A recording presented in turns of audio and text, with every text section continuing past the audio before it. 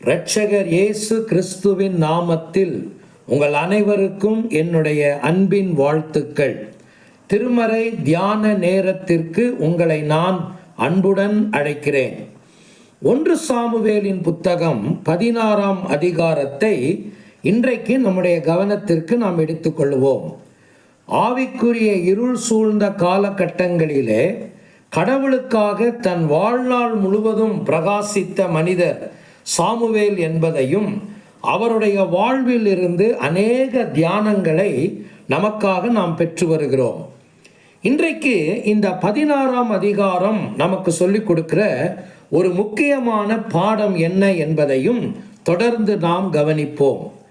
கிறிஸ்தவ வாழ்க்கையிலே கடவுளோடு இருக்கிற உறவு நிலைகளிலே கடவுளுக்காக நாம் செயல்படுகிற விதத்தை கடவுள் பார்க்கிறார்.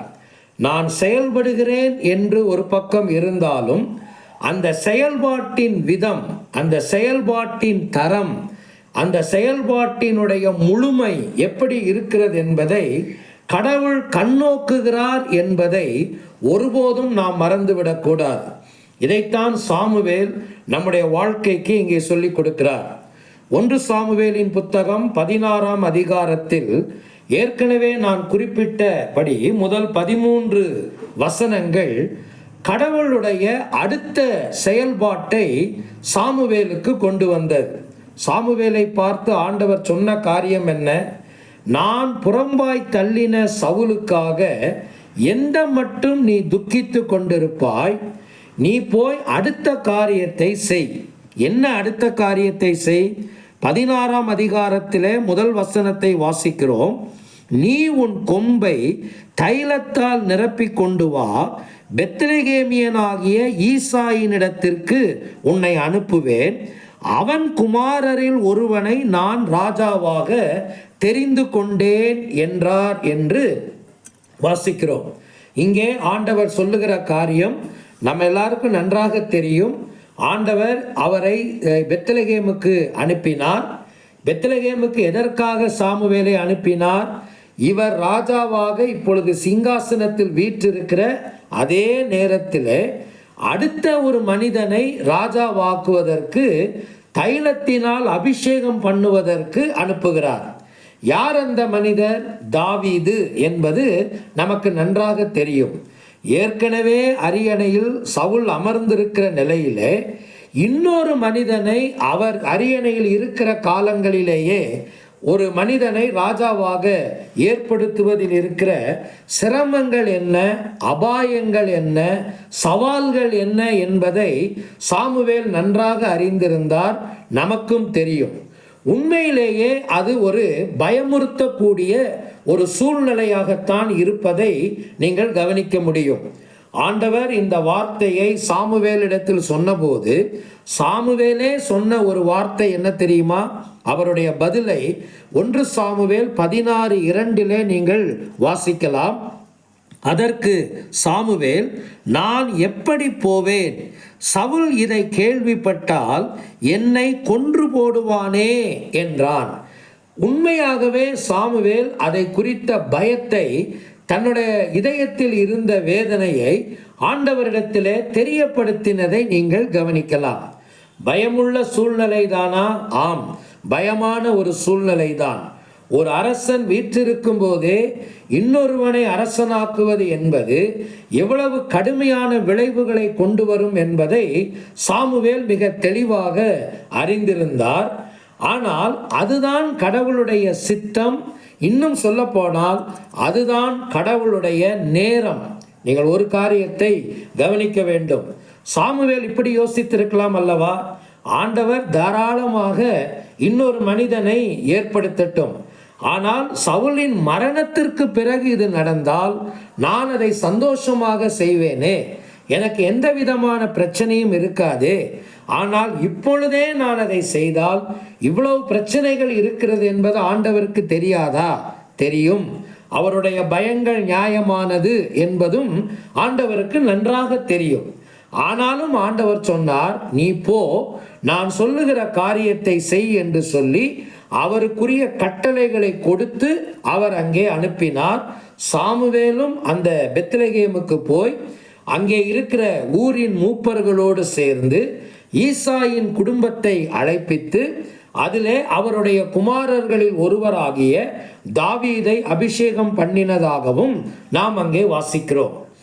இந்த தியானம் நமக்கு சொல்லிக் கொடுக்கிற 2 பிரதானமான பாடங்களை உங்களுடைய மனதிலே வைக்க நான் விரும்புகிறேன்.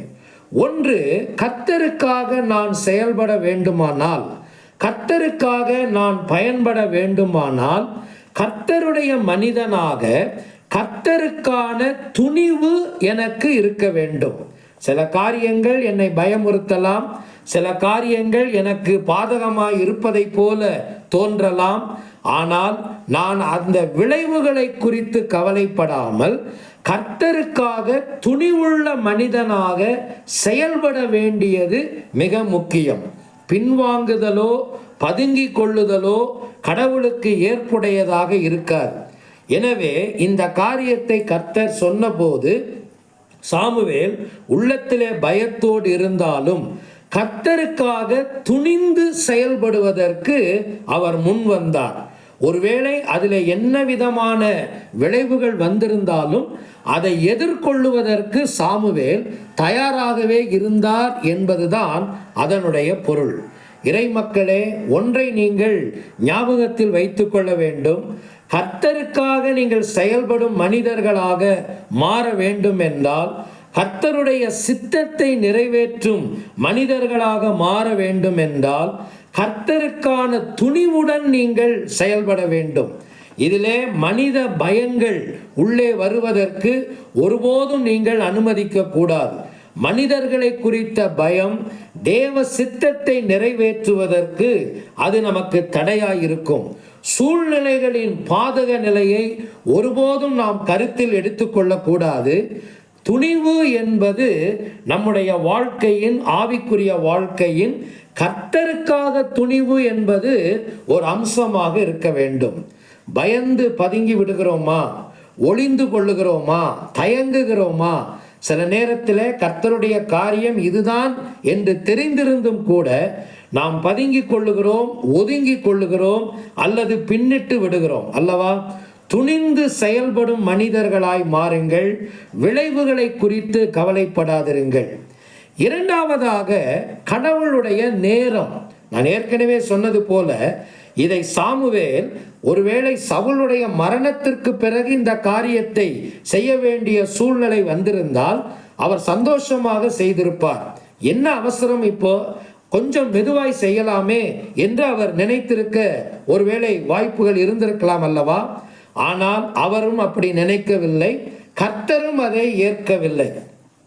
கர்த்தருடைய நேரத்தில் தான் ஒரு காரியம் செய்யப்பட வேண்டும்.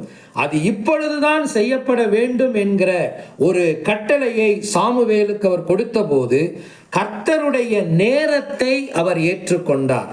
கடவுளுடைய நேரம்தான் நம்முடைய நேரமாக இருக்க வேண்டுமே தவிர நம்முடைய நேரங்களை கடவுளுடைய திட்டத்திலே நாம் புகுத்தக்கூடாது. ஏனென்றால் கர்த்தருடைய நேரம் எல்லாவற்றிலேயும் எப்பொழுதும் சரியாகவே இருக்கும். இறை மக்களே, இந்த காலை நேரத்தில் உங்கள் வாழ்க்கையை கர்த்தருக்கு முன்பாக ஆராய்ந்து பாருங்கள். ஆண்டவரிடத்தில் நாம் கெஞ்ச வேண்டும். ஆண்டவரே, உமக்கான துணிவுடன் செயல்படும் மனிதனாய் என்னை மாற்றும். அது மாத்திரமல்ல, உம்முடைய நேரத்தில் உமக்கான செயல்பாடுகளை நிறைவேற்றும் மனிதனாய் என்னை மாற்றும். உம்முடைய நேரமே என்னுடைய நேரமாய் இருக்கட்டும். நான் முந்தவோ பிந்தவோ நான் முன் வராமல் உம்முடைய நேரத்திற்கு என்னை அர்ப்பணிக்கிறேன் என்று நாம் மன்றாடுவோம். கர்த்தர் தாமே இந்த கிருபையினாலே நாம் ஒவ்வொருவரையும் நிறைப்பாராக, ஆசீர்வதிப்பாராக. ஆமென்.